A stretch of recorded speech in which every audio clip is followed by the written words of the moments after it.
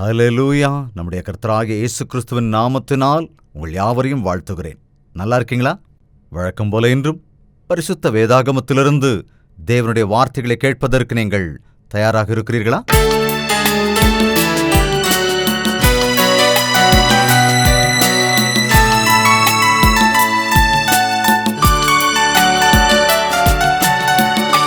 உம்மை திறந்து உம் அன்பை மறந்து, உம்மை திறந்து உம் அன்பை மறந்து, நான் எங்கே போவேன் நாதா?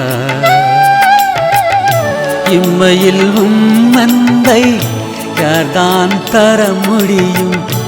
இம்மையில் உம் அன்பை யார்தான் தர முடியும்? என் நேசரே நேசரே, என் நேசரே நேசரே, உம்மை திறந்து உம் அன்பை மறந்து. 71வது சங்கீதம் 9வது வசனத்தை வாசிக்கிறேன், கவனிங்க. முதிர் வயதில் என்னை தள்ளிவிடாமலும் என் பெலன் ஒடுங்கும்போது என்னை கைவிடாமலும் இரும். முதிர் வயதில் என்னை தள்ளிவிடாமலும் என் பெலன் ஒடுங்கும்போது என்னை கைவிடாமலும் இரும். எப்பவாவது நீங்க இந்த மாதிரி ஒரு ஜெபத்தை பண்ணிருக்கீங்களா? நாம வாலிப பிராயத்தில் இருக்கும் பொழுது நல்ல பெலத்தோடு இருப்போம், ரொம்ப சுறுசுறுப்பா இருப்போம். எந்த விஷயமா இருந்தா கூட நாம யாரையும் சார்ந்திருக்காம நமக்கு நாமே எல்லாத்தையும் சாதிக்க முடியும்னு நினைச்சுக்கிட்டு இருப்போம். ஆனால் ஒரு மனிதன் வயது முதிர்ந்த காலத்துக்கு வருகிற போது அது அவனுக்கு மிக பலவீனமான காலமாயிருக்கும். அவனுக்கு ஒரு துணை தேவைப்படும். சிறு குழந்தைகளுக்கு எப்படி ஒரு துணை தேவையோ அதேபோல வயதானவர்களுக்கும் கூட ஒரு துணை தேவைப்படுகிறது இல்லையா? காரணம், தங்களுக்கு தாங்களே எல்லா வேலைகளையும் செய்ய முடியாது. சில வேளைகளில் அவர்களாக எழுந்திருக்க முடியாது, நடக்க முடியாது, சாப்பிட முடியாது. அப்படிப்பட்ட தருணங்களிலே யாராவது ஒருவர் அவர்களை பராமரிக்க வேண்டி இருக்கின்றது. சிறு பிள்ளைகளாக இருக்கிறவர்கள் பெரியவர்களாவார்கள். பெரியவர்களான பிறகு அவர்கள் தங்கள் பிள்ளைகளுக்கு தாய் தகப்பனாகிறார்கள். அதற்கு பிறகு தங்கள் பிள்ளைகளுக்கே அவர்கள் பிள்ளைகளாக மாறிவிடுகிறார்கள். அதற்காகத்தான் இங்கே பக்தனான தாவீது இவ்வாறு சொல்லுகின்றான், முதிர் வயதில் என்னை தள்ளிவிடாமலும் என் பெலன் ஒடுங்கும்போது என்னை கைவிடாமலும் இரும். தாவீது தன்னுடைய சிறு பிராயத்திலேயே தேவனை துதிக்க கற்றுக்கொண்டிருந்தவன். தேவனுடைய ஆசீர்வாதத்தினாலே ஒரு பெரிய சக்கரவர்த்தியாகவானான். அநேக போராட்டங்கள், அநேக சிரமங்கள் மத்தியிலும் கூட தேவனுடைய துணையினாலே அநேக நன்மைகளை பெற்றிருந்தான். ஆனால் சக்கரவர்த்தியானதற்கு பிறகு சில காரியங்களில் அசட்டையாயிருந்தது. தேவ பிரசன்னத்தை அவன் இழந்து போனான். ஆனால் அதற்காக மனஸ்தாபப்பட்டு திரும்பவும் தேவனிடத்திலே சமாதானமாகி பழைய பக்தி வாழ்க்கையை திரும்பவும் தொடர அவன் ஆரம்பித்தான். தேவன் நம்மை மன்னிப்பார். ஆனால் தெரிந்து தெரிந்து தப்பு செய்து கொண்டே இருந்தால் அதன் பிரதிபலனை அனுபவித்தே ஆக வேண்டும். தாவீது தேவனை அறிந்தவனாகத்தான் இருந்தான், ஆனாலும் தவறு செய்துவிட்டான். பிறகு மனஸ்தாபப்பட்டு தேவனிடத்தில் மன்னிப்பை பெற்றுக்கொண்டான். ஆனால் பாவத்திற்கான பலனை தன்னுடைய வயதான காலத்திலே அவன் அனுபவிக்க வேண்டியிருந்தது. மிகுந்த வேதனைக்குள்ளானான், மிகவும் சோர்ந்து போய்விட்டான், மிகவும் அழுதான், உண்மையாய் மனஸ்தாபப்பட்டான். திரும்ப திரும்ப தேவனிடத்திலே போராடுவதை அவன் கற்றுக்கொண்டிருந்தான். அதனால்தான் அந்த போராட்டத்தினாலே தேவனுக்கு மிக நெருங்கி வந்தான். அப்போதுதான் இந்த பிரார்த்தனையை செய்கிறான், என்னுடைய முதிர் வயதிலே என்னை தள்ளிவிடாதீங்க, என்னுடைய பெலன் ஒடுங்குகிற வேளையிலே என்னை கைவிட்டு விடாதீங்க. முதிர் வயது என்பது கொஞ்சம் ஆபத்து நிறைந்த சூழல்தான். ஏனென்றால் வயதாகும்போது பலகீனமான நிலை ஏற்படும். தங்களுடைய வேலைகளை தாங்களே செய்ய முடியாத ஒரு சூழ்நிலை வரும். அநேக பலவீனங்களாலே, வியாதிகளாலே பாதிக்கப்பட்டவர்களாகி மருந்து மாத்திரைகளை உட்கொண்டுதான் வாழ வேண்டும் என்கிற ஒரு நிலை, யாராவது ஒரு உதவிக்கு இருக்க வேண்டும் என்கிற சூழல் உருவாவதை நாம் எல்லோருமே அறிவோம். அதனால்தான் தாவீது இங்கே சொல்லுகிறான், என்னுடைய வயதான காலத்தில் ஐயா என்னை கைவிட்டு விடாதீங்க. சாதாரணமாக வயதாகிற காலத்தில் எல்லோரும் அவர்களை கைவிட்டு விடுகிறார்கள். பெற்ற பிள்ளைகளே கூட இந்த காலத்திலே தங்கள் தாய் தந்தையரை கைவிட்டு விடுவதை நாம் பார்க்கிறோம் அல்லவா? ஒருவர் தன்னுடைய வேலையிலிருந்து ரிட்டையர்ட் ஆகும்போது வேலையிலிருந்து ஓய்வு பெறுகிறார். அதே வேலையிலே அவர் தனிமைப்படுத்தப்பட்டும் விடுகிறார். தன்னுடைய நண்பர்களோ தன்னுடைய கொலீக்ஸோ தன்னோடு இருக்க முடியாத ஒரு சூழ்நிலை ஏற்பட்டு விடுகிறது. அது மட்டுமல்ல, வயதான காலத்திலே சரீரத்திலே அநேக பலவீனங்கள் ஏற்படுவதன் காரணத்தினாலே சிலர் இருக்கையிலேயோ படுக்கையிலேயோ இருக்க வேண்டிய நிலை ஏற்படுகிறது. சில வீடுகளிலே பெற்றவர்களை கைவிட்டுவிட்டு அவருடைய பிள்ளைகள் வெளிநாடுகளுக்கு போவது, போய் தங்களுடைய வேலையிலே தங்களுடைய வாழ்க்கையிலே தங்களுடைய பிள்ளைகளின் வாழ்க்கையை பார்க்க வேண்டிய சூழலுக்குள் போவதை நாம் பார்த்து விடுகிறோம். அப்படிப்பட்ட நிலையில் இருக்கிற அந்த வயதானவர்கள் தனிமை நிலைக்கு தள்ளப்படுகிறார்கள். அந்த தனிமையை தாங்கிக் கொள்ள முடியாததினாலே உடல் ஆரோக்கிய குறைவு அல்லது மனச்சோர்வுக்கு ஆளாகி அநேக கஷ்டங்களுக்கு ஆளாகிறார்கள். எனவே எத்தனை பேர் இன்று இவ்விதமாக பிரார்த்தனை செய்கிறீர்கள்? ஆண்டவரே, என்னுடைய முதிர் வயதிலே என்னை தள்ளிவிடாதேயும், என் தாய் தந்தை என்னை விட்டாலும் கர்த்தாவே நீர் என்னை கைவிடாதேயும். நமக்கு வயதாகும்போது நம்முடைய தாய் தந்தை கூட இருக்க மாட்டார்கள். நம்முடைய பிள்ளைகள் அவர்கள் பிள்ளைகளுக்கு தாய் தகப்பன் ஆகிவிட்டதினாலே அவர்களை பார்க்கிறதிலே அவர்கள் மும்முரமாக இருப்பார்கள். எனவே நம்முடைய உறவுக்காரர்களோ நம்முடைய குடும்பஸ்தர்களோ நம்மை பார்க்காவிட்டாலும் தேவன் எனக்கு துணையாயிருக்கிறார் என்ற தைரியத்தோடு இருக்கும்போது அது வயதானவர்களுக்கு ஆறுதலாக இருக்கும். வயதான நிலையில இருக்கிற இந்த வார்த்தையை கேட்டுக்கொண்டிருக்கிற அம்மா, ஐயா, தாய் தகப்பன்மார், தனிமையை அனுபவிக்க முடியாமல் தவித்துக் கொண்டிருக்கிறீர்களா? ஆரோக்கிய குறைவினால் ஏற்படும் கஷ்டங்களுக்காக உங்களை நீங்களே வருத்திக் கொள்கிறீர்களா? ஆண்டவராகிய இயேசு கிறிஸ்துவின் நாமத்திலே ஜெபித்து பாருங்கள். ஒரு வசனத்தை வாசிக்கலாம். ஏசாயா 46 4வது வசனம். உங்கள் முதிர் வயது வரைக்கும் நான் அப்படி செய்து வந்தேன், இனி மட்டும் நான் உங்களை தாங்குவேன், நான் அப்படி செய்து வந்தேன். இனிமேலும் நான் ஏந்துவேன், நான் சுமப்பேன், தப்புவிப்பேன். நான் ஏந்துவேன், நான் சுமப்பேன், தப்புவிப்பேன். முதிர் வயது வரைக்கும் நான் செய்வேன் என்கிறார். நம்முடைய பிள்ளைகளை கூட நாம் ஒரு 4-5 வயதுக்கு பிறகு தூக்க மாட்டோம் இல்லையா? ஆனால் நம்முடைய தாயின் கர்ப்பத்திலிருந்து நம்மை சுமக்கிற நம்முடைய தேவன், நாம் தாயின் மடியில் உட்கார்ந்த அந்த நாளிலிருந்து நம்மை நேசித்துக் கொண்டிருக்கிற நம்முடைய ஆண்டவர், நம்முடைய வாழ்நாள் முழுவதும் நமக்கு துணையாயிருக்கிற ஆண்டவர், நம்முடைய பலம் ஒடுங்குகிற வேளையிலும் நம்முடைய முதிர் வயதான நாட்களிலும் உலகத்தில் இருக்கிற எல்லோரும் நம்மை கைவிடுகிற போதும் கூட, நம்முடைய பிள்ளைகளை நம்மை கைவிடுகிற போதும் கூட, நான் உன்னை ஏந்துவேன் என்கிறார், நான் உன்னை சுமப்பேன் என்கிறார், நான் உன்னை ஆதரிக்கிறேன் என்கிறார். அப்படிப்பட்ட ஆண்டவர் இருக்கிறார் என்பதை விசுவாசிக்க வேண்டும். அதனால்தான் வயதான காலத்திற்கு வரும்போது சிலருக்கு பக்தி பெருகுகிறது. ஆனால் ஆண்டவரை நாம் உண்மையாக விசுவாசிக்கும் பொழுது அந்த பக்தியினுடைய வல்லமையை நாம் நம்முடைய வாழ்க்கையில் அனுபவிப்போம். முதிர் வயது வரைக்கும் நான் உன்னை ஏந்துவேன் என்கிறார். உன்னுடைய நரை வயதிலே நான் உன்னை தாங்குவேன் என்கிற தேவன், உன்னை உண்டாக்கினவர் நானே, உன்னை காக்கிறவரும் நானே என்று ஆண்டவர் சொல்லுகிறார். உன்னை உருவாக்கினவர் நான், உன்னை காக்கிறவரும் நான், ஆண்டவர் சொல்லுகிறார். எனவே நம்முடைய வயதான நாட்களிலே நாம் தேவனை சார்ந்து கொள்வோம் என்றால், நம்முடைய முதிர் வயதிலே நாம் தேவனிடத்தில் ஜெபிப்போம் என்றால், அவருடைய துணையை நாம் பெற்றுக்கொள்ள முடியும். அன்பு நிறைந்த அவருடைய கரங்கள் நம்மை அரவணைக்கும். அவருடைய செட்டைகளின் கீழ் நாம் சுகமாயிருப்போம்.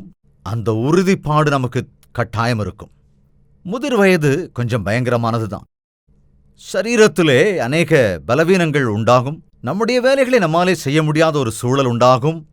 சிலருக்கு தெளிவாக பார்க்க முடியவில்லை என்று, சிலருக்கு கேட்க முடியவில்லை என்று, சிலருக்கு தாங்களாக எழுந்து நிற்க முடியவில்லை என்று, தாகத்தோடு ஏக்கத்தோடு கழித்துக் கொண்டிருக்கிறோம் என்று, சில நேரங்களில் தலை சுற்றி கீழே விழுந்து விடுகிறோம் என்று எத்தனையோ வயதான பெற்றோர்கள் கண்ணீரோடு சொல்கிறார்கள். சொந்த குடும்பத்தாரே கைவிட்டு விடுகிற போது பயங்கரமான ஒரு சூழ்நிலைக்குள் தள்ளப்படுவதை நாம் பார்க்கிறோம். சாதாரணமாக கடினமாக உழைத்தவர்கள், வைராக்கியத்தோடு வாழ்ந்தவர்கள் வயதான காலத்துக்கு வரும்போது யாரையாவது சார்ந்திருக்க வேண்டியதை விரும்பாத நிலையிலே, தங்களுக்கும் பலனில்லாமல் யாரையும் சார்ந்தும் இருக்காமல் எவ்வளவோ தவிப்போடு தங்களை தாங்களே வெறுத்த ஒரு நிலையில் இருக்கிறார்கள். அப்படிப்பட்டவர்கள் தேவனை சார்ந்திருப்பதை கற்றுக்கொள்ளுங்கள். முதிர் வயதிலே என்னை தள்ளிவிடாதீங்க ஆண்டவரே, உம்முடைய அன்பின் கரத்தினாலே எனக்கு துணை அருளிச் செய்யுங்க. என்னுடைய பலன் ஒடுங்குகிற வேளையிலே என்னை கைவிட்டுறாதீங்க. உம்முடைய பலத்தினாலே என்னை இடைக்கட்டி என்னை காத்துக்கொள்ளுங்க என்று ஜெபிக்க கற்றுக்கொள்ள வேண்டும்.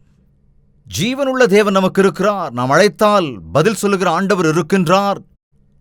நமக்கு வயதாகிவிட்டாலும் கூட நாம் அவருக்கு பக்கத்தில் இருக்கிறோம். அவருடைய கரங்களுக்குள் இருக்கிறோம் என்ற விசுவாசத்தோடு நாம் இருக்க வேண்டும். வயதான காலத்திலே நமக்கு ஆறுதல் தேவனுடைய ஆதரவு மட்டும்தான். அவரை முழு மனதோடும் முழு இருதயத்தோடும் முழு பலத்தோடும் நாம் தேடும் பொழுது அவருடைய சகாயம் நமக்கு கிடைக்கும். எனவே வயதான காலத்தில் நாம் தேடும்போது கட்டாயமாக தேவன் நமக்கு ஆதரவு தருவார். வயதாக ஆக செத்துப்போக வேண்டும் என்ற எண்ணம் தோன்றும். ஆனால் ஆண்டவர் தருகிற வாழ்க்கையை ஆண்டு அனுபவித்து அவர் அழைக்கிற வேளையிலே அவருடைய ராஜ்யத்திற்கு போக தயாராக வேண்டுமே தவிர, உலகத்திலே கஷ்டங்கள் இருப்பதினாலே, சரீரத்திலே பலகீனங்கள் உண்டாவதினாலே மரித்துப் போக வேண்டும் என்கிற ஆசையோடு இருப்பது நல்லதல்ல. முதிர் வயதிலே நான் உன்னை தாங்குவேன், சுமப்பேன், காப்பேன் என்று தேவன் வாக்கு பண்ணியிருக்கின்றார். இனி எனக்கு இங்க என்ன வேலை இருக்கு? என் பிள்ளைங்களுக்கெல்லாம் கல்யாணம் பண்ணிட்டேன், என்னால முடிஞ்ச அளவுக்கு நல்லா சம்பாதிச்சு காசு சேர்த்தும் வச்சுட்டேன், இனி நான் செத்து போகலாம் என்ற எண்ணம் அநேகருக்குள் இருக்கிறது. ஆனால் உங்கள் வயதான காலத்திலும் கூட நீங்கள் எழுச்சியுடையவர்களாய் இருக்க வேண்டும் என்று, சுறுசுறுப்பாய் இருக்க வேண்டும் என்று, நீங்கள் ஆசீர்வதிக்கப்பட்டவர்களாய் இருக்க வேண்டும் என்றுதான் தேவன் விரும்புகிறார். நீங்கள் தீர்க்காயுசுடையவர்களாய் இருக்க வேண்டும் என்றுதான் தேவன் உங்களை ஆசீர்வதித்திருக்கின்றார். இன்று அநேகர் முதிர் வயதை எட்டுவதற்கு முன்பாகவே பாதி வயதிலேயே இறந்து போய்விடுகிறார்கள் அல்லவா? ஆனால் நீங்கள் முதிர் வயது வரைக்கும் வாழ்ந்து கொண்டிருக்கிறீர்கள் என்றால் நீங்கள் தேவனிடத்திலும் தேவன் உங்களிடத்திலும் பரஸ்பர திட்டத்தோடு இருக்கிறீர்கள். ஆம், முதிர் வயது என்பது எவ்வளவு ஆபத்து நிறைந்ததோ, எவ்வளவு பலகீனம் நிறைந்ததோ, அதேபோல அவ்வளவு அனுபவம், அவ்வளவு ஆசீர்வாதமும் கொண்டதாக இருக்கிறது என்பதை யோசித்திருக்கிறீர்களா நீங்கள் என்றாவது? வாசிக்கலாம். சங்கீதம் 71:18 தேவனே, இந்த சந்ததிக்கு உமது வல்லமையையும் வரப்போகிற யாவருக்கும் உமது பராக்கிரமத்தையும் நான் அறிவிக்கும் அளவும் முதிர்வயதும் நரைமயிரும் உள்ளவனாகும் வரைக்கும் என்னை கைவிடாதிரும். எதற்கு நரைமயிருள்ள முதிர்வயதாகும் வரைக்கும் தேவன் நமக்கு துணையாயிருக்க வேண்டும்? வயதானவர்கள் எவ்வளவு பிரச்சனைகளை அனுபவிக்கிறார்கள். ஆனால் வரப்போகிற யாவருக்கும், வரப்போகிற சந்ததிக்கு நான் உம்முடைய வல்லமையையும் உம்முடைய பராக்கிரமத்தையும் நான் அறிவிக்கும் அளவுக்கு நீர் எனக்கு துணையாயிருக்க வேண்டும். வயதானவர்களுக்கு எத்தனை அனுபவங்கள் இருக்கும் பார்த்தீங்களா? எவ்வளவோ போராட்டங்களை ஜெயித்து, எவ்வளவோ பிரச்சனைகளையெல்லாம் ஜெயித்து அவர்கள் இன்று இந்த முதிர் வயதை அடைந்திருக்கிறார்கள் இல்லையா? வாலிப காலத்திலே அவர்கள் பெற்ற வெற்றிகள், குடும்பத்திலே அவர்கள் எதிர்கொண்ட சோதனைகள், பிரச்சனைகள், அவைகளெல்லாம் அவர்கள் வாழ்க்கையிலே எத்தனையோ அனுபவங்களை அது கொண்டு வந்திருக்கும். தேவனுடைய கரங்கள் எப்படியெல்லாம் அவர்களுக்கு பலப்படுத்தியது, அவர்கள் நம்பியிருந்த தேவன் அவர்களுக்கு எப்படியெல்லாம் நன்மை செய்தார் என்று சொல்லச் சொன்னால் கணக்கிலடங்காத விஷயங்களை அவர்கள் சொல்வார்கள் அல்லவா? அதனால்தான் வயதான நாட்களிலே உன்னுடைய அனுபவ ஞானத்தை வரப்போகிறவர்களுக்கு நீ சொல்ல வேண்டும். வரப்போகிற உன் சந்ததிக்கு நீ அறிவிக்க வேண்டும். பிள்ளைகளின் பிள்ளைகளுக்கும் நீ ஆசீர்வாதமாயிருக்க வேண்டும் என்பதுதான் தேவனுடைய திட்டமாக இருக்கிறது. எத்தனையோ வயதானவர்கள் தங்களுடைய அனுபவங்களினாலே இன்றைய நாளில் இளைஞர்களுக்கு எவ்வளவோ அற்புதமான விஷயங்களை கற்றுக் கொடுக்கின்றார்கள் அல்லவா? அதிலும் முக்கியமாக தேவனை அறிந்தவர்கள் ஆவிக்குரிய அனுபவங்களை எவ்வளவு நேர்த்தியாக கற்றுக் கொடுக்கின்றார்கள். அதேபோலத்தான் தேவனை அறிந்திருக்கிறவர்கள் அந்த தேவனால் செய்யப்பட்ட பராக்கிரமமான காரியங்களை, அவருடைய அற்புதமான காரியங்களை, அவருடைய அன்பான கரங்களின் காரியங்களை என்று கற்றுக் கொடுக்கிறார்கள் அல்லவா? தாய்மாரே, தகப்பன்மாரே, பெற்றோர்களாகிவிட்டோமே, தாத்தா பாட்டியாகிவிட்டோமே, பெரியவர்களாகிவிட்டோமே, வயதானவர்களாகிவிட்டோமே என்று கலக்கத்தோடு இருக்கிறீர்களா? நீங்கள் உங்கள் பிள்ளைகளுக்கும் உங்கள் பிள்ளைகளின் பிள்ளைகளுக்கும் ஆசீர்வாதகரமாயிருக்க வேண்டும் என்றும் உங்கள் அனுபவங்களை பகிர்ந்து கொடுக்க வேண்டும் என்றும் தேவன் உங்களுக்கு தீர்க்க ஆயுசை அருளியிருக்கிறார். நீங்கள் அவர்களுக்காக ஜெபிப்பீர்கள் என்றால் அவர்கள் அதிகமாக உயர்த்தப்படுவார்கள். தீமோத்தேயு தன்னுடைய வாலிப பிராயத்திலே பெரிய விசுவாசியாக இருந்தான். தன்னுடைய தாயினாலே, தீமோத்தேயுவின் முன்னோருக்கு இருந்த விசுவாசம் தன்னுடைய தாய்க்கு வந்தது. அந்த தாயினுடைய விசுவாசத்தினாலே இளம் பிராயத்திலே எவனும் விசுவாசியாகி பின்னாளில் ஒரு பெரிய தேவ மனிதனானான். ஆம், நீங்கள் உங்கள் பிள்ளைகளுக்கும் பிள்ளைகளின் பிள்ளைகளுக்கும் ஆசீர்வாதகரமாக இருப்பீர்கள். நீங்கள் அவர்களுக்கு ஏதோ பாரமாக இருக்கிறோம் என்று எண்ணாமல் அவர்களுக்கு ஆசீர்வாதமாக இருக்கும்படியாக நீங்கள் பெற்ற அனுபவங்களை, தேவனுடைய அன்பை குறித்த சுவிசேஷங்களை, தேவன் உங்களுக்கு செய்த அற்புதமான ஆச்சரியமான காரியங்களை, குடும்ப வாழ்க்கையிலே அனுதினமும் தேவனுடைய கிருபையினாலே நீங்கள் பெற்றுக்கொண்ட நன்மைகளையெல்லாம் குறித்து உங்கள் பிள்ளைகளுக்கும் பிள்ளைகளுடைய பிள்ளைகளுக்கும் தெரியப்படுத்துங்கள். நீங்கள் இன்னும் ஜீவனோடு இருக்கிறீர்கள் என்றால் இந்த வயதான காலத்திலும் கூட உங்கள் பிள்ளைகளுக்கும் பிள்ளைகளுடைய பிள்ளைகளுக்கும் அவர்களைப் போன்ற அநேக இளம் பிராயத்தினருக்கும் தாயை இழந்தவர்களுக்கும் தகப்பனை இழந்தவர்களுக்கும் நீங்கள் ஆதரவாக இருப்பீர்கள். நீங்கள் உங்கள் முதிர் வயதை குறித்து யோசிக்காமல் உங்கள் வாழ்க்கையினாலே தேவன் உங்கள் மீது வைத்திருக்கிற திட்டத்தை நீங்கள் அறிந்து கொள்ளுங்கள்.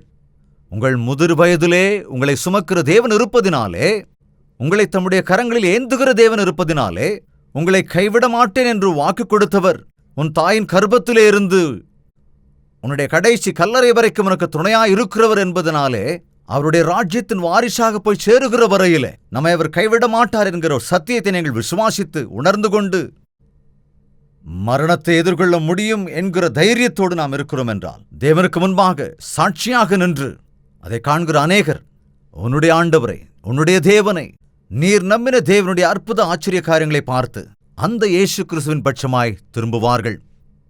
வயதானவர்களே, சோர்ந்து போயிடாதீங்க. எத்தனையோ பலகீனத்தோடு நீங்கள் இருக்கிறீர்கள் என்ற விஷயம் தேவனுக்கு தெரியும். நாட்களிலே பக்கவாதத்தால் பாதிக்கப்பட்டு படுக்கையில் இருக்கிற அநேக வியாதியஸ்தர்கள் உண்டு. முழங்கால் வலியினாலே நடக்க முடியாதவர்கள் இருக்கிறார்கள். இன்னும் எத்தனையோ பேர் குறிப்பாக இந்த சுகர் வியாதியினாலே பாதிக்கப்பட்டவர்கள் இருக்கிறார்கள். இன்னும் அநேக வியாதிகளுக்கு ஆளானவர்கள் இருக்கிறார்கள். நீங்களும் அப்படி இருக்கிறீர்களா? ஆண்டவரால் உங்களை குணப்படுத்த முடியும். உங்களுடைய பலவீனத்தின் மத்தியிலே ஆண்டவருடைய கரம் உங்களுக்கு துணையாக இருந்து உங்களை பலப்படுத்த முடியும். விசுவாசிங்க, தேவனிடத்தில் விசுவாசம் வைங்க. உங்களுடைய பலவீனத்தை நினைத்து நினைத்து நீங்கள் சோர்ந்து போகாமல் தேவனிடத்திலே விசுவாசம் வைங்க. இந்த உலகத்திலே வாழும் நாள் வரைக்கும் நீங்கள் சமாதானத்தோடு இருக்க முடியும், ஆரோக்கியத்தோடும் இருக்க முடியும். இந்த உலகத்தை விட்டு போகும்போது நீங்கள் பரலோக ராஜ்யத்தின் வாரிசாக ஆகவும் முடியும். இதை மறக்கவே கூடாது. ஒவ்வொருவரும் மரித்துத்தான் ஆக வேண்டும். ஆனால் மரித்ததற்கு பிறகு ஒரு நித்திய ஜீவன் இருக்கிறது. அந்த நித்திய வாழ்க்கைக்காக நாம் இந்த வாழ்க்கையிலேயே தயாராக வேண்டும். இந்த வாழ்க்கையிலே இந்த சரீரத்தால் செய்த காரியங்கள் எல்லாவற்றுக்காக தேவனிடத்தில் நாம் கணக்கு கொடுக்க வேண்டியிருப்பதினாலே நமக்கு கொடுக்கப்படுகிற வேலையை உண்மையும் உத்தமமாக செய்து நம்முடைய ஆண்டவருடைய நாமத்தை நம்முடைய வாழ்க்கையின் மூலமாக மகிமைப்படுத்த வேண்டும். வயதான நிலையில் இருக்கிற தாயே, தந்தையே, ஆண்டவர் உன்னை நேசிக்கிறார் என்று, ஆண்டவர் உன்னை குணப்படுத்துவார் என்று, ஆண்டவர் உனக்கு ஆதரவாயிருப்பார் என்று நீ விசுவாசத்தோடு நிம்மதியாக இரு. அதே சமயத்திலே நான் இன்னும் என்னுடைய பிள்ளைகளுக்கும், என்னுடைய வீட்டாருக்கும், என்னுடைய பிள்ளைகளின் பிள்ளைகளுக்கும், என்னை சுற்றி இருக்கிறவருக்கும் நான் எதற்காவது பயன்படுவேனா? எனக்கு தேவன் தந்த அனுபவங்களை நான் பகிர்ந்து கொள்ள முடியுமா? நான் அவர்களுக்காக தேவ சந்நிதியிலே விண்ணப்பம் பண்ண முடியுமா என்ற இந்த விஷயங்களை நீங்கள் நினைவு கூர்ந்து ஆண்டவருடைய சந்நிதியிலே தொடர்ந்து ஜெபிப்பதை நீங்கள் பழக்கப்படுத்திக் கொள்ளுங்கள். இந்த நிகழ்ச்சியை பார்த்து கொண்டிருக்கிற உங்களுடைய வீட்டிலே வயதானவங்க இருக்காங்களா? நீங்க உங்க வீட்டில் இருக்கிற பெரியவங்களை, வயசானவங்களை, அல்லது உங்க தாத்தாக்களை, அல்லது உங்க பாட்டிகளை நீங்க நல்லா பார்த்துக்கிறீங்களா? அன்போடு அவங்கள நடத்துறீங்களா? உங்களுக்கு ஒரு விஷயம் தெரியுமா? இப்போ நாங்கள் வாலிபர்களாக இருக்கிறோம் என்று நினைக்கிறவங்க, இப்போ நாங்கள் ரொம்ப பலமாக இருக்கிறோம், பராக்கிரமசாலியாக இருக்கிறோம் என்று நினைக்கிற மத்திய வயசில் இருக்கிறவங்க, இன்னும் கொஞ்சம் காலத்தில் நீங்களும் வயதானவர்கள் ஆவீங்க என்கிற உண்மையை புரிந்து கொள்ள வேண்டும். நாம் எதை விதைக்கிறோமோ அதைத்தான் அறுப்போம். இன்று வயதான நிலையில் இருக்கிற நம்முடைய அப்பா அம்மாவை நம்ம நல்லா பார்த்துக்கிட்டோம்னா நாளைக்கு நம்ம பிள்ளைங்க நம்முடைய வயதான காலத்தில் நம்மளை அன்பா பார்த்துக்குவாங்க. எனவே உங்களுடைய தாய் தகப்பனை அலட்சியம் பண்ணாதீங்க. முதிர் வயதை அடையும் போது உன்னுடைய தாயை அசட்டை செய்யாதே என்று கூட தேவ வாக்கியம் சொல்லுகிறது. வயதாகிவிட்டது, பலகீனமாயிருக்கிறார்கள் என்று அவர்களை அலட்சியப்படுத்தாதீங்க, அவங்கள அவமானப்படுத்தாதீங்க. அவங்க சொல்றதை கேளுங்க. அவங்களுடைய அனுபவ ஞானத்தை அவர்கள் பகிர்ந்து கொள்ளும்போது அதை கேட்டு அவர்களை ஆதரிப்பதற்கும் அவர்களுக்கு ஆறுதலாக இருப்பதற்கும் நீங்க கற்றுக்கொள்ளுங்க. அதை விட்டுவிட்டு வயசானவங்களை நீங்க துன்பப்படுத்தினா, வயசானவங்களை நீங்க அலட்சியப்படுத்தினா அதற்குண்டான பலனை நீங்கள் தான் அறுக்க வேண்டும். நம்முடைய வீடுகளிலே இருக்கிற வயதான அப்பா அம்மாவை நாம் தான் அன்பாக பார்த்துக்கொள்ள வேண்டும். அம்மா சாப்பிட்டீங்களா, அப்பா சாப்பிட்டீங்களா என்ற ஒரு வார்த்தை அவருடைய இருதயத்திற்கு எவ்வளவோ ஆறுதலாக இருக்கும் தெரியுமா? அது மட்டும் இல்லாமல் அது ஒரு தெம்பையும் அவர்களுக்கு ஒரு பலத்தையும் கொடுக்கும். நீங்க சாப்பாடு கொடுக்குறீங்களோ இல்லையோ அது அடுத்த காரியம். ஆனால் அன்பா இப்படி கேட்கும்போது என்னை பார்த்து கொள்ளுகிற பிள்ளைகள் இருக்கிறார்கள் என்று அவர்கள் சந்தோஷமா இருப்பாங்க. ஒருவேளை உங்க வீட்டில் இல்லைனாலும் அவங்க எங்க இருந்தாலும் குறைந்தபட்சம் இன்னைக்கு தான் செல்போன்லாம் இருக்கு இல்லையா? ஸோ ஒரு ஃபோன் பண்ணி அம்மாவையோ அப்பாவையோ அன்பா விசாரிப்பது, முதிர் வயதில் இருக்கிற அப்பா அம்மாவை ஆதரிப்பதை கற்றுக்கொள்ளுங்க. அதனால நீங்கள் ஆசீர்வதிக்கப்படுவீர்கள். உங்கள் பிள்ளைகளும் கூட நீங்கள் செய்கிற இந்த காரியங்களை அவர்களும் கற்றுக்கொள்வார்கள். தேவனுடைய திட்டமும் அதுதான். பெற்றோர்கள் வயதான நிலைக்கு வரும்போது அவர்களுடைய பிள்ளைகள் அவர்களை பார்த்துக்கொள்ள வேண்டும். பிறகு அவர்களுடைய பிள்ளைகள் அவர்களை பார்த்துக்கொள்வார்கள் என்பதுதான் தேவனுடைய திட்டமாயிருக்கிறது. வயதான காலம் ஆபத்தானதுதான். முதிர் வயதை எட்டிய அநேகர் இந்த பிபி சுகர் மாத்திரைகள் வாங்குவதற்கே குறைந்தபட்சம் ஒரு 4-5 ரூபாய் மாதத்துக்கு ஆகிறது என்று ஒருவர் கணக்கு சொன்னார். அப்படிப்பட்ட சூழ்நிலையிலே அவர் வாங்குகிற அந்த பென்ஷன் கூட போதாததினால் அதற்கு உதவுவோரும் இல்லாமல் சோர்ந்து போய் கிடக்கிறார்கள் என்று அவர்களை ஆதரிக்க வேண்டிய கடமை, அவர்களை நன்றாக பார்த்துக்கொள்ள வேண்டிய கடமை அது உன்மீது இருக்கிறது. ஒருவேளை நீயே கைவிட்டு விட்டாலும் ஆண்டவர் அவர்களை வேறு விதமாக ஆதரிப்பாரே தவிர கைவிடவே மாட்டார்.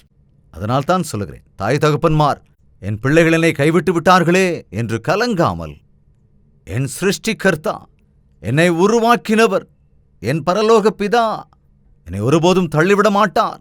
இந்த வயதான காலத்திலும் கூட என்னை போஷிக்கிறவர் அவரே, என்னை காக்கிறவர் அவரே, எனக்கு ஆரோக்கியத்தை கொடுத்து பலத்தை கொடுத்து திருப்திகரமான வாழ்க்கை வாழும்படியாக இயேசு கிறிஸ்து எனக்கு உதவி செய்கிறார் என்று அநேகர் சாட்சி சொல்லுவதை நான் கேட்டுக்கொண்டிருக்கிறேன். எனவே நீங்களும் ஆண்டவராகிய இயேசுவின் மீது விசுவாசம் வையுங்கள்.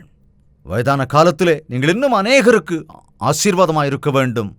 நீங்கள் ஆனந்தமாக, சந்தோஷமாக, திருப்தியாக உங்கள் வாழ்க்கையின் கடைசி நாட்களை நீங்கள் கழிக்க வேண்டும். இயேசு கிறிஸ்துவை உங்கள் சொந்த இரட்சகராக ஏற்றுக்கொண்டு தேவனோடு ஒரு உறவை நீங்கள் ஏற்படுத்திக் கொள்ள வேண்டும். அப்பொழுது இந்த உலக யாத்திரையை முடிக்கும்போது பரலோகத்தின் வாரிசாவீர்கள். அங்கே முதிர் வயதானவர்கள் இல்லை. நீங்கள் வயதான காலத்தில் மரித்தாலும் பரலோகத்திலே எல்லோரும் ஒரே மாதிரியாகத்தான் இருப்போம். தேவதூதர்களைப் போல இருப்போம். தேவன் அருளுகிற மகிமையின் சரீரத்தை பெற்றுக்கொண்டு அங்கே பசியோ பிணியோ இல்லாத, பாடுகளோ கண்ணீரோ இல்லாத அவருடைய ராஜ்யத்தில் யுக யுகமாய் தலைமுறை தலைமுறையாய் வாழப்போகிறோம். வயதான காலத்திலே சோர்ந்து போய்விடாமல் தேவன் அருளும் மகிமையின் சரீரத்தை பெற்றுக்கொள்ளும்படியாக அவரோடு ஒரு ஐக்கியத்தை ஏற்படுத்திக் கொண்டு, ஆண்டவரே, என்னுடைய முதிர் வயதில் என்னை தள்ளிவிட்டுடாதீங்க, என்னுடைய பலகீனத்திலே நான் தேவனை தூஷித்து விடாமல் உம்மையே நோக்கி பார்க்க எனக்கு உதவி செய்யுங்க ராஜா என்று ஜெபியுங்கள். தேவன் உங்களுக்கு ஆதரவாயிருப்பார். ஜெபிக்கலாமா? பரிசுத்தமும் அன்பும் நிறைந்த பிதாவே, உம்முடைய இந்த வார்த்தைகளை கேட்டு கலக்கத்திலே இருந்து கொண்டிருந்த, வயதான நிலையில இருக்கிற, பலகீனத்தோடு இருக்கிற எங்கள் தாயையும் தந்தையையும் தாத்தாக்களையும் பாட்டிகளையும் உம்முடைய கரத்தில் அர்ப்பணிக்கிறோம் ஐயா. இந்த வயதான காலத்திலே அவர்களுக்கு ஏற்படுகிற அந்த சரீர பலவீனங்களினாலே மனோரீதியாய் சோர்ந்து போய் படுக்கையில் இருக்கிற நிலையில இருக்கிற ஒவ்வொருவரையும் கண்ணோக்கி பாருங்கப்பா. உம்முடைய கரங்களை நீட்டி அவர்களை தொடுங்க ராஜா. கையில் ஏந்துகிறவர் நீரே என்று, காக்கிறவர் நீரே என்று, கைவிடாமல் ரட்சிக்கிற தேவன் நீரே என்று அவர்கள் உணர்ந்து கொள்ளும்படியாக அவர்கள் வேதனையிலிருந்து அவர்களை விடுவித்து ராஜா, அவர்கள் பலவீனங்களிலிருந்து அவர்களை விடுவித்து அப்பா, இந்த வயதான காலத்திலும் அவர்கள் எழும்பி பிரகாசிக்கும்படியாக அவர்களின் அனுபவ ஞானத்தினாலே ஆண்டவரே உம்முடைய காரியங்களை தங்களுடைய பிள்ளைகளுக்கும் பிள்ளைகளின் பிள்ளைகளுக்கும் அவர்கள் பகிர்ந்து கொள்ளும்படியாக ஒவ்வொரு தாயும் தகப்பனையும் ஒவ்வொரு வயதானவர்களையும் ஆண்டவரே இந்த வேளையில உம்முடைய வல்லவினால அபிஷேகம் பண்ணும்படியாய் ஜெபிக்கிறேன். வயதானவர்கள் இருக்கிற வீடுகளிலே இருக்கிற அவர்களின் பிள்ளைகள், குமாரர்கள், குமாரத்திகள் தங்கள் தாய் தகப்பனை அன்பாய் பார்த்து கொள்ளும்படியாக, அவர்களை அரவணைக்கும்படியாக, அவர்கள் தேவைகள் எல்லாவற்றையும் சந்திக்கும்படியாக அவர்களின் இருதயத்திலே உம்முடைய அன்பை ஊற்றுங்கப்பா. எங்களை பெற்று வளர்த்து ஆளாக்கிய எங்கள் தாய் தகப்பன்மாரை நாங்கள் கௌரவப்படுத்தும்படியாக அவர்களுடைய முதிர் வயதான நிலையில் அவர்களை நாங்கள் அலட்சியப்படுத்தாமல் உம்முடைய அன்பை கொண்டு அவர்களை ஆதரிக்கும்படியாக ஒவ்வொருவருக்கும் கிருபை செய்யுங்க ராஜா. இந்த வேளையிலும் கூட பக்கவாதத்தினாலே படுக்கையிலே படுத்து கிடக்கிற, எழ முடியாமல் இருக்கிறேனே என்ற கலக்கத்தோடு இருக்கிற ஒவ்வொரு நபரையும் ஆண்டவராக இயேசு கிறிஸ்துவின் நாமத்தினாலே குணப்படுத்துகிறேன் அப்பா. உமக்கு சித்தமானால் அவர்கள் வேலையை தாங்களே செய்து கொள்ளுகிற அளவுக்கு அவர்களை எழுப்புங்க ராஜா. அநேக விதமான ஆரோக்கிய குறைவுகளினாலே சரியான ஆகாரம் இல்லாமல் மருந்து வாங்கக்கூட கஷ்டப்படுகிறவர்களுக்காக ஆண்டவரே குறிப்பாக உம்முடைய சமூகத்திலே ஜெபிக்கிறோம் ஐயா. சொஸ்தப்படுத்துகிற கர்த்தர் நானே என்று சொன்னீரே. முதிர் வயதான காலத்தில் இருக்கிற பலவீனங்களிலிருந்து இந்த தாய்மாரை, தகப்பன்மாரை, இந்த தாத்தாக்களை, பாட்டிகளை குணப்படுத்துங்க ராஜா. முதிர் வயதில் உள்ளவர்களை கர்த்தாவை ஏந்துகிறவர் நீர் என்று, சுமக்கிறவர் நீர் என்று, கைவிடாத ஜீவனுள்ள ஒரே தேவன் நீர் என்பதை ஆண்டவரே இவர்கள் விசுவாசிப்பதற்கு நீர் கிருபை செய்யுங்க. நான் அறிந்திருக்கிற தேவன் என்னை கைவிட மாட்டார், என் தேவைகளை எல்லாம் சந்திப்பார், அவரே எனக்கு துணையாயிருக்கிறார் என்ற தைரியத்தை இந்த நிகழ்ச்சியை பார்த்து இந்த பிரார்த்தனையிலே ஒருமனப்பட்டிருக்கிற ஒவ்வொருவருக்கும் நீர் அருள வேண்டும் என்று இயேசு கிறிஸ்துவின் நாமத்தில் வேண்டிக் கொள்கிறோம் பிதாவே.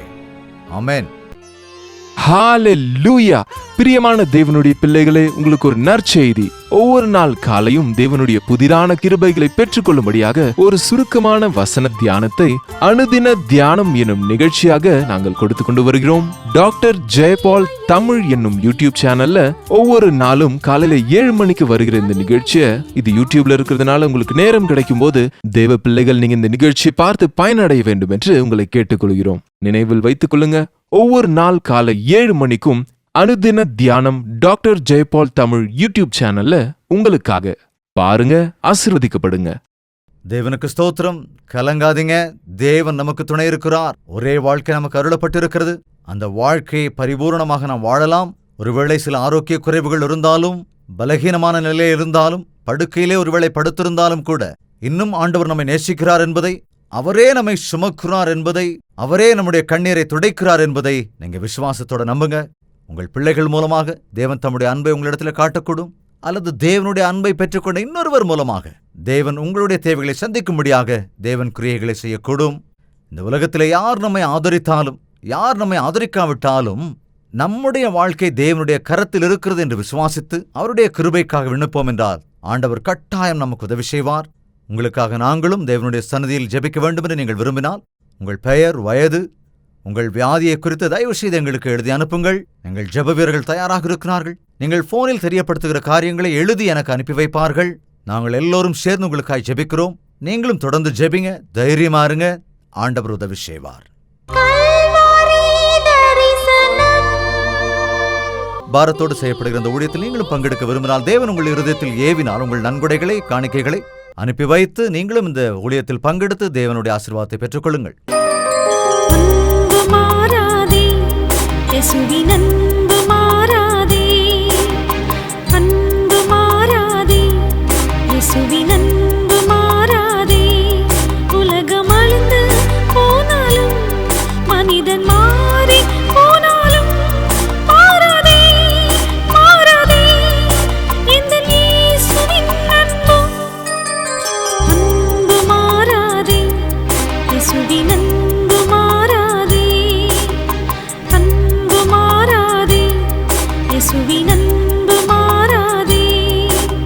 முதிர் வயதில் இருக்கீங்களா? ஆரோக்கிய குறைவால பாடுபடுறீங்களா? ஆதரிக்க யாருமே இல்லையேன்னு சொல்லி மனதளவுல ரொம்ப சோர்ந்து போன நிலையில இருக்கீங்களா? கண்ணீர் விட்டு உங்களுடைய வயதான காலத்தை கடத்திக்கிட்டு இருக்கீங்களா? ஒரு விஷயத்தை மட்டும் மறந்துடாதீங்க, மனிதர்கள் எல்லாரும் கைவிட்டாலும் கூட கர்த்தர் என்னை கைவிட மாட்டார் என்கிற சத்தியத்தை, முதிர் வயதான நிலையிலே உன்னை ஏந்துகிறவர் நானே என்கிற தேவனுடைய வார்த்தையை ஞாபகத்தில் வச்சுக்கோங்க. என்னை சார்ந்து நிற்கிறவர்களே, அவர்களின் பரிபூர்ண வயசு வரை நான் காத்துக்கொள்வேன் என்கிற அவருடைய வாக்கையும் நீங்க ஞாபகத்தில் வச்சுக்கோங்க. பலவீனத்திலே நம்மை விடுவிக்கக்கூடியவர். வயதான காலத்திலும் நீங்கள் ஒளிரும்படியாக தேவன் உங்களுக்குள்ளே ஒரு உறுதியை கொடுத்து, அவர் உங்களை உங்கள் பிள்ளைகளுக்கும் பிள்ளைகளுடைய பிள்ளைகளுக்கும் உங்களை சுற்றி இருக்கிறவர்களுக்கும் ஆசீர்வாதமாக வைப்பார். எனவே ஜெபத்தின் மூலமாகவோ அல்லது நீங்கள் பெற்ற உங்கள் அனுபவங்களின் மூலமாகவோ உங்களை சுற்றி இருக்கிறவர்களுக்கு ஆசீர்வாதமாக இருங்கள். நீங்கள் தொடர்ந்து தேவனுடைய வார்த்தைகளை தியானிப்பது, அவரிடத்தில் ஐக்கியத்தோடு இருப்பது, அவர் சந்நிதியிலே ஜெபிப்பது, உங்களுடைய கஷ்டத்திலே நஷ்டத்திலே உங்கள் கண்ணீரை காண்கிற தேவன் உங்களை ஆதரிப்பார் என்கிற உறுதியோடு இருப்பது எவ்வளவோ நல்லது. அப்படிப்பட்ட கிருபையை நீங்கள் பெற்று ஆதரிக்கப்படுவீர்களாக. தேவனுக்கு சித்தமானால் மறுபடியும் சந்திக்கலாம். அதுவரைக்கும் தேவனுடைய மகா கிருபை உங்களுக்கு துணையாயிருப்பதாக. உங்கள் தேவைகள் எல்லாவற்றையும் நீங்கள் எழுத வேண்டிய முகவரி ஜெயபால் ஃபவுண்டேஷன்ஸ், இலக்கம் 29, new colony road, Velachery, Chennai 6,42,00,000.